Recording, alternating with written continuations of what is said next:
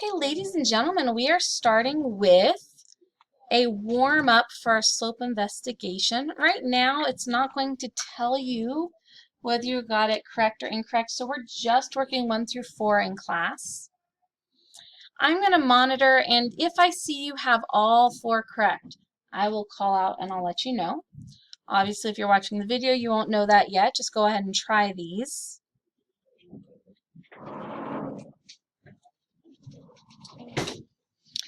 And feedback from period 2, what you might find when you are revising, looking back over when you get to number 5, we really want to watch our signs. Really think about what's happening. Jasmine has gotten all 4 of these correct. Now cover your screen so no one copies. There we go. Right? We really want to watch our signs. We want to make sure that we are writing these as proper or improper fractions or whole numbers, integers. No mixed numbers, no decimals. Susanna, 2 through 4 are correct, but look at your number 1 again. And if you've made a mistake and you catch that mistake, in preparation for number 5, think about, if we catch an error and we go to correct that error, what mistake did we make? So we can be thinking how to watch for that mistake in the future. Number 1 is still off. Rachel, yours is number 2 that's off. Ella, 1 and 4. Isaac, 1 and 2. Aiden, 1 and 3.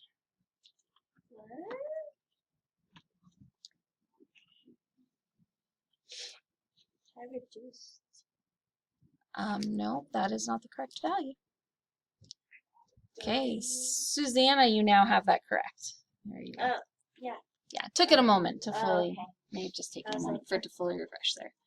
Oh, there we go. Now we have, also Elena has all 4 correct. That's good.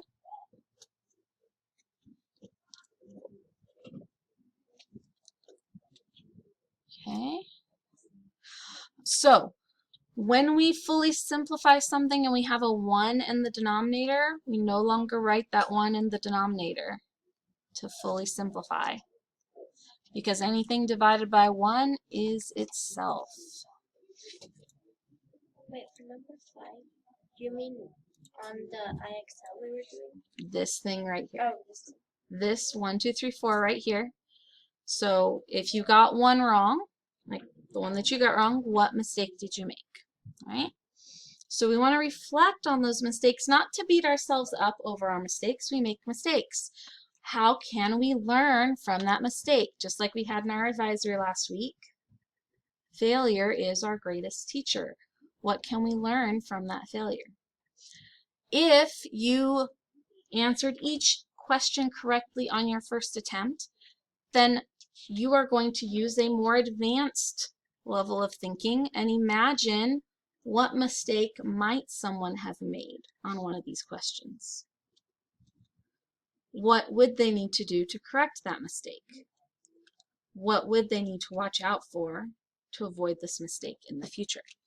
At this point, Rachel, Jasmine, Susanna, Elena, Sophia, and Isaac all have numbers 1 through 4 correct. I am going to turn on the self-check feature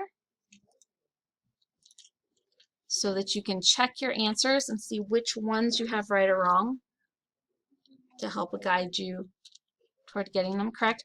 Once you have all 4 correct, then you can complete number 5 to reflect on that process.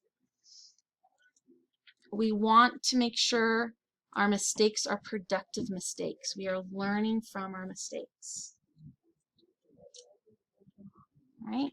Not that we're fearing them, but that we're learning from them. So reflect on that in number 5. Then for our students who may be watching the video from home, I'm going to go ahead and work through these myself. The first step when I am working any kind of fractions or division, when I'm working any kind of division or multiplication problem, is to determine the sign of my answer. My first problem is a negative divided by a negative. When I have a negative divided by a negative, what will be the sign of my answer? Positive, okay? It's going to be positive. And then I want to ask, positive, what can I divide both the numerator and the denominator by evenly? Rachel?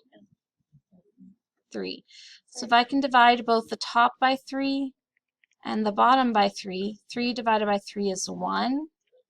6 divided by 3 is 2. Now I don't have to write, and I shouldn't write the positive sign in front of a number on its own. So fully simplified is 1 over 2. For number 2, I have a negative divided by a positive. So first step, what is the sign of my answer? Negative divided by positive is, Susanna? Negative. And then what can I divide evenly out of both 8 and 2? Elena? 2. Okay, so 8 divided by 2 and 2 divided by 2. 8 divided by 2 is what, Rachel? 4. And 2 divided by 2 is 1. But to fully simplify this fraction, if I have 1 in the denominator, negative 4 divided by 1 is negative 4. So this is what I should be typing in that box, is just a negative 4. We don't leave that 1 in the denominator anymore in high school. Okay, number 3. This negative is in the front, which is where it should be. Neither of the numbers is negative. Well, I could say it's a negative 12 over 9. So my result will be negative. Then what can I divide evenly out of both 12 and 9, Elena? 3. So 12 divided by 3 and 9 divided by 3. What is 12 divided by 3, Caitlin? 4. And what is 9 divided by 3, Sophia? Okay, so I get negative 4 over 3 for my third fraction. And then number 4, what might be tricky about this one? The 0. The 0. Okay, any 0, so we talked about this a lot back when we were in integers and stuff. 0 pies divided by 7 people, how much pie does each person get? 0. Positive 0 or negative 0? The 0. The 0. There is no such thing as positive 0 or negative 0. It's just 0. Okay? Excellent. All right. Let's move on to, has everyone had a chance to reflect on an error for number 5? Okay. This will be reopened at the end of class if you need to go back to make up something. Okay. 6 and 7 asked you to explain the relationship using a complete sentence, and there is a hint in each of these, and I'm going to revise that hint just a little bit.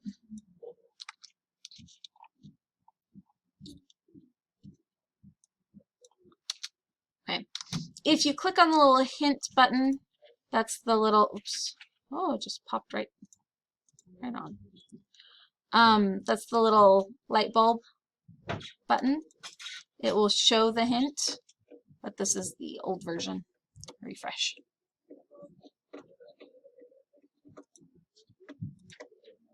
Okay, what is the relationship between the x value and the y value? Okay, what do you get if you divide one by the other? How would you get one from the other? By multiplying.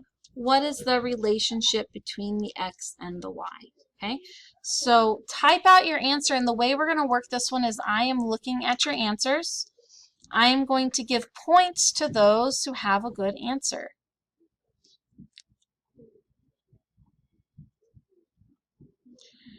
And then I'm going to show, without names, the answers that got full credit and the answers that got partial credit. Should I refresh? You can refresh if you need to.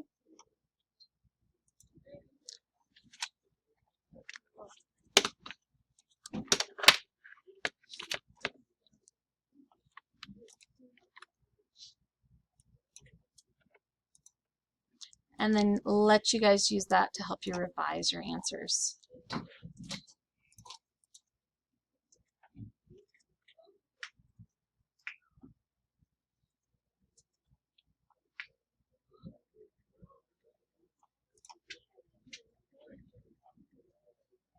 we're looking for in this table,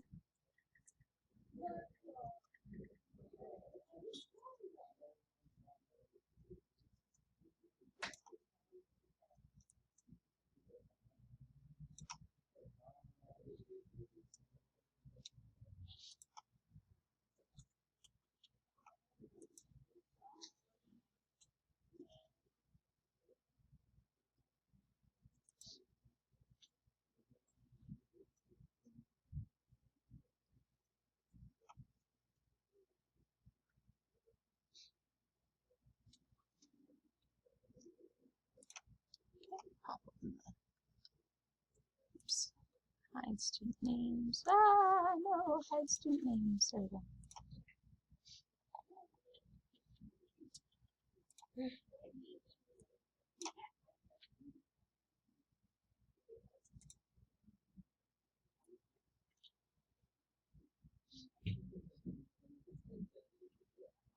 Okay, so I'm going to zoom this in a little bit. And you can see here which answers. Blue is full credit. Green is partial credit. And then anything that doesn't have a blue or green I have not given. It wasn't quite enough for me to give a partial credit to yet. So look at answers that got full credit versus answers who've gotten partial credit. And try to say, what do you think all the things that got some credit have in common? What are the ones that have some credit have in common? And then I'm going to do some updates. Some people are already adding some things. And I'll add that.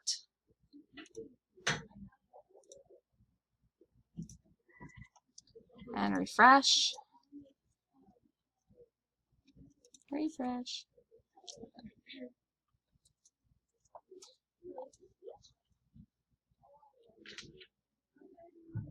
Okay, so we have more of them with full credit now. What do we notice are the qualities of a really good answer here?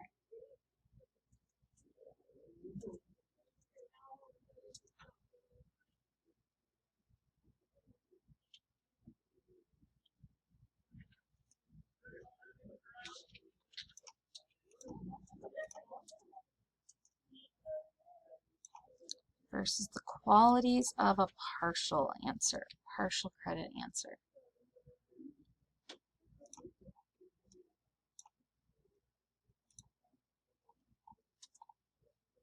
Updating again.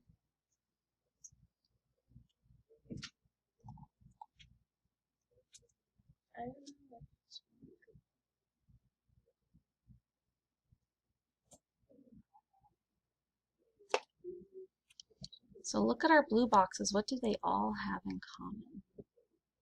Multiplied by 3. What's being multiplied by 3? Table. X is being multiplied by 3. So all of our full credit answers point out that we multiply X times 3 and the result is Y. Yeah?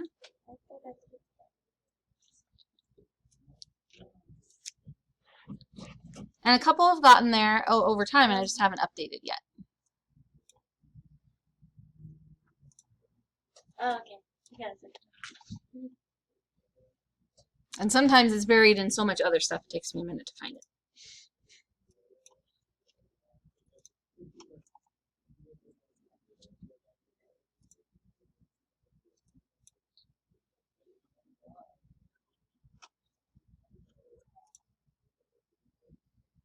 Okay, so we're almost everyone's at full credit.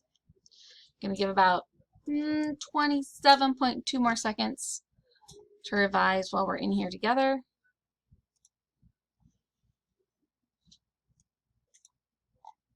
And then we'll move forward, and you can always try to refresh this or revise this later.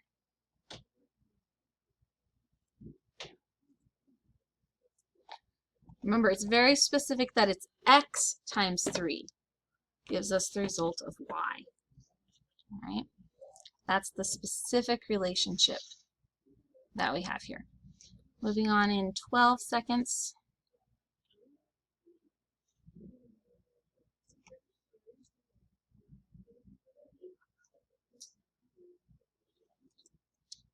Okay. Next questions. So our first question is question 8. We are plotting these 4 points. And it's only going to tell you you're correct if you have all 4 points plotted accurately. Or wait, I'm sorry, we didn't do the next one, number 7. Number 7. Number 7. Some people have moved on to that. Okay, same idea. A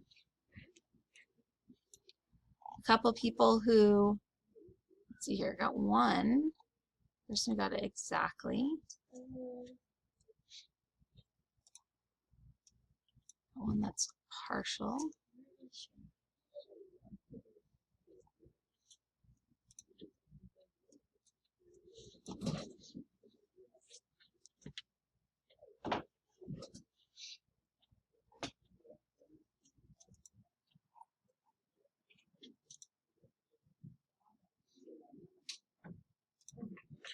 Gonna give everyone a chance to do an initial answer for number 6 on their own. I have one person who actually I'm gonna unhide so I can see who that is. Aiden nailed it. Perfect. Just popped right out to you. Nicely done.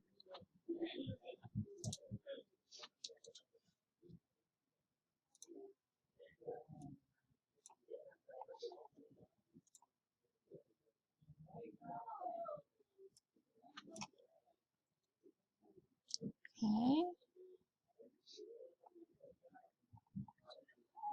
Some people getting partially there. That's good.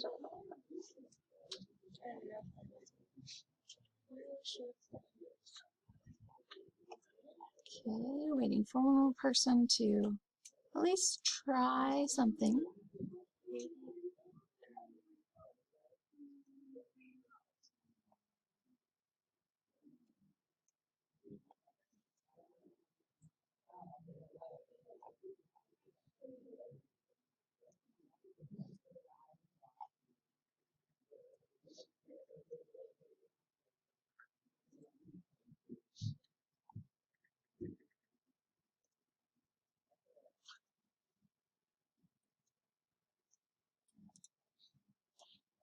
Yeah, we're just kind of looking, going, what can we notice from this? What pattern can we try to notice? And my leaderboard for April, I'm creating a custom leaderboard. It's all about noticing patterns and logic. Going all the way down to preschool skills and building up. Doing it like a challenge. All right, so here, let me hide student names. Here's where we're at so far. Let me hit refresh. Okay, here's our partial credit. We've got 2 different levels of partial credit. Green is more partial credit, yellow is less partial credit. Okay, so we have... Wait, what's yellow? Yellow is less partial credit.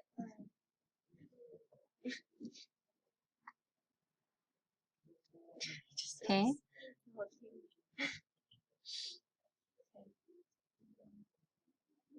So what we might notice if we look at our table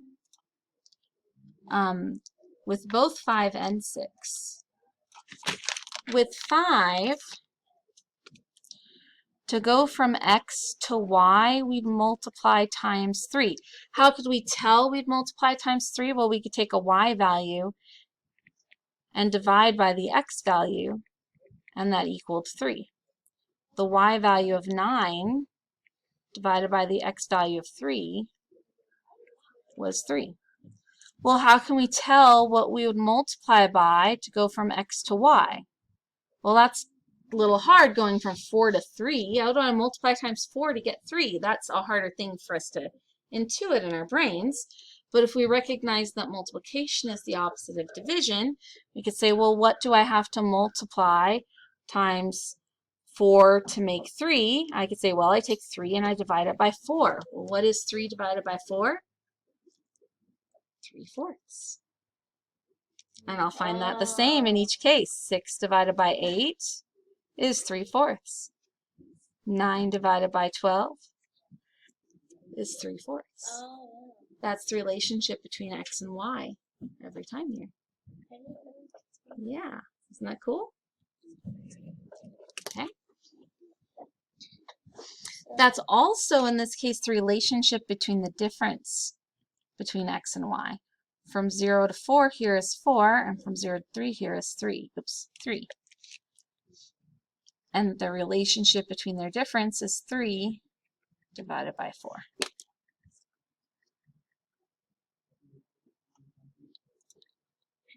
Okay, so hopefully we can get something here about if we take our x and multiply it times 3/4, that gives us our y.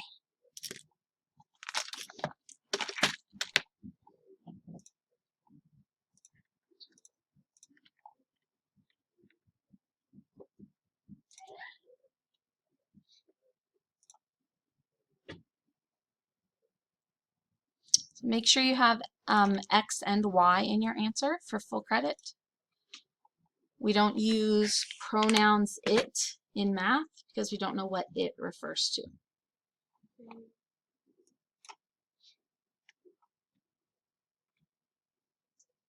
Okay, about 12 more seconds for those answers. You can see here whether you've earned your credit yet. Either we're saying we're multiplying times 3/4 or we're multiplying times 3 and dividing by 4. But we don't multiply times 3 and multiply times 4, because that would be multiplying times 12. Please make sure your phone is in your backpack, not your lap. Thank you.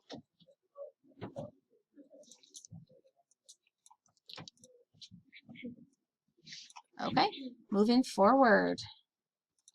Great work. Now we can move on to 8. So 8 is graphing these 4 points. You can see them on the left here, -2, 5. So I could help with that one. That means going to the left 2. And then my second coordinate is my vertical, so that's at the point +5 on the y. Boop. And my demo mode is on and return square instantly. So you should be able to hit the check answer option and check your answers.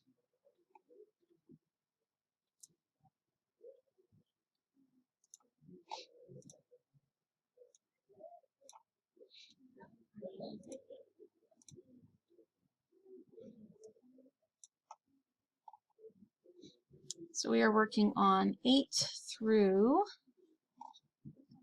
12. You can zoom in or out as you need to.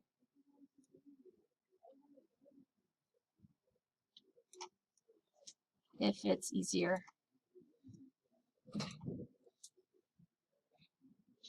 Oh, after we plot it, we write the points with the And make sure you plot all 4. There's 4 points to plot.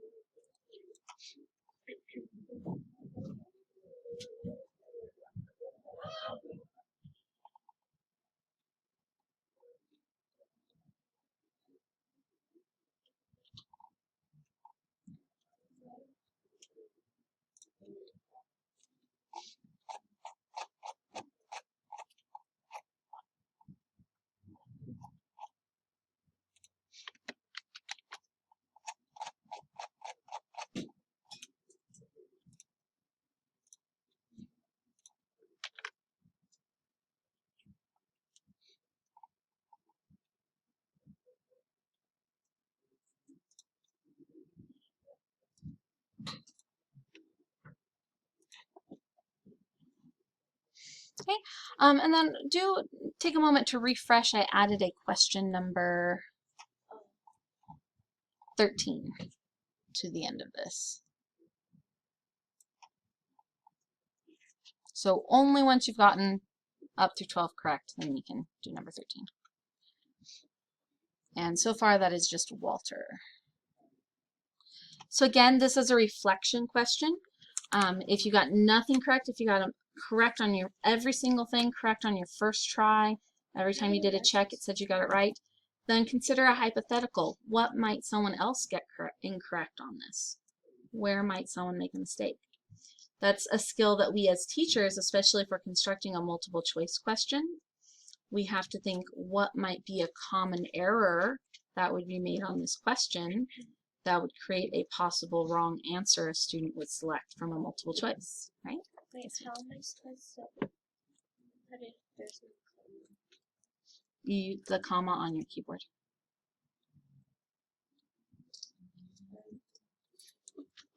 doesn't even type yet.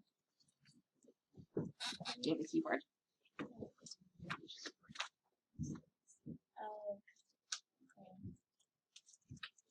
it didn't show up from here. Okay. Is there a swipe to bring up your own screen? I don't think so. It wasn't showing us. iPad should have an option to swipe up your keyboard when you're in things, but yeah, sorry about that. You might, once you've typed in a comma, you might select it and copy it so you can paste it in the others more easily. But I just have your keyboard out. Okay, looks like Ella, Walter, Aiden, Sophia have gotten through 12 correctly. Others are still working. Let's see here. Everyone who has answered 12 has gotten it correct, so I'm going to do that on the video for those who are following along. Well, and let's see here. Looks like pretty much everyone's got an 8. I'm going to go through 8 on my OneNote here for those on the video. We need the help. So if we are plotting the points for number 8, and anyone in class who might be struggling with number 8, that's something I can help with for you as well. We'll start with point A. Point A says -2, 5. That means I want the point where the -2 value for x, that's here on the -2 x-axis, and +5 on a y, that's 1, 2, 3, 4, 5 on the y-axis, where these 2 points intersect. So here's where -2 on the x-axis intersects with +5 on the y-axis. So this right here is point A. Point B is 9 in the x-axis, 0 on the y-axis. So I want where 9 on the x-axis, 1, 2, 3, 4, 5, 6, 7, 8, 9, and 0 on the y-axis. Well, 0 on the y-axis is the x-axis. So right here is point B. Point C is -3x, -7y. So that's -3 on the x-axis, intersecting with -7 on the y. 1, 2, 3, 4, 5, 6, 7. So where it is -7 value on the y-axis intersect with -3 value on the x-axis. That is right here, point C. And then my last point, D, is 0, -1. Let's go orange. 0, -1 is D. So it's 0 on the x-axis, Teachers, -1 on the please y. excuse this interruption. Please excuse this interruption. I have picked all of the raffle winners, so if you hear your name called off this list, please come to the office to pick up your prize at the end of school.